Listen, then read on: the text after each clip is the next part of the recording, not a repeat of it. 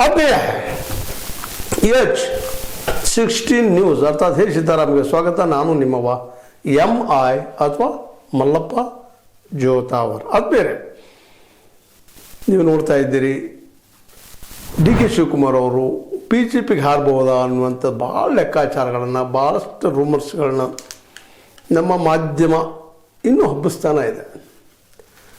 ಆದರೆ ನಿಜವಾಗಿ ಅವ್ರು BJPಗೆ ಹೋಗ್ತಾರಾ ಅನ್ನುವಂಥದ್ದು ಇವತ್ತು ಭಾಳ ದೊಡ್ಡ ಪ್ರಶ್ನೆ.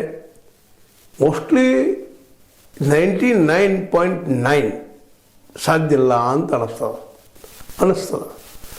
ಯಾಕೆಂದರೆ ಸ್ವತಃ ಬುದ್ಧಿವಂತರಿದ್ದಾರೆ, ಇರ್ಬೋದು. ತಪ್ಪು ಮಾಡಿದವ್ರು ಯಾರಿದ್ದಾರೆ ರಾಜಕಾರಣ ಅಂದ್ರೆ ತಪ್ಪು ಮಾಡೋದು ಅಂತ ಆಗೈತಿ ಇವತ್ತು. ನಿಜವಾಗಿಯೂ ರಾಜಕೀಯ ಆದರ್ಶ, ಜನರ ಸೇವೆ ಮಾಡಬೇಕು, ಜನಕ್ಕಾಗಿ ತಮ್ಮನ್ನು ಅರ್ಪಿಸಬೇಕು, ಇವೆಲ್ಲ ಭಾವನೆಗಳು ಇವತ್ತಿಲ್ಲ. ಇವತ್ತೇನಿದ್ರು ಹಣದ ಮೂಲಕ ವ್ಯಾಪಾರ ಆಗಿ ಹೋಗ್ಬಿಟ್ಟದು ರಾಜಕೀಯ. ಹೀಗಾಗಿ ಮಾಡಿದ ತಪ್ಪುಗಳು ಇವತ್ತು ಯಾರು ನೋಡ್ತಾ ಇಲ್ಲ. ಭಾಳಷ್ಟು ಜನ ಎಲ್ಲ ರಾಜಕಾರಣಿಗಳು ತಪ್ಪು ಮಾಡಿದ್ದಾರೆ, ಕೆಲವೊಂದಿಷ್ಟು ಅಪರಾಧ ಮಾಡಿದ ಜನ ಒಪ್ತಾ ಇದ್ದಾರೆ. ಪ್ರಜಾಪ್ರಭುತ್ವದಲ್ಲಿ ಜನನ ಫೈನಲ್. ಇವತ್ತು ನಿಧಾನಕ್ಕೆ ಕೋರ್ಟ್ಗಳು ಸಹಿತ, ನ್ಯಾಯಾಂಗ ಸಹಿತ ಜನರ ಅಭಿಪ್ರಾಯದ ಮುಂದೆ ಸೋಲ್ತಾ ಇದೆ ಏನೋ ಅನ್ನುವಂಥ ಮಾತುಗಳು ಕೇಳಿ ಬರ್ತಾ ಇದ್ದಾವೆ.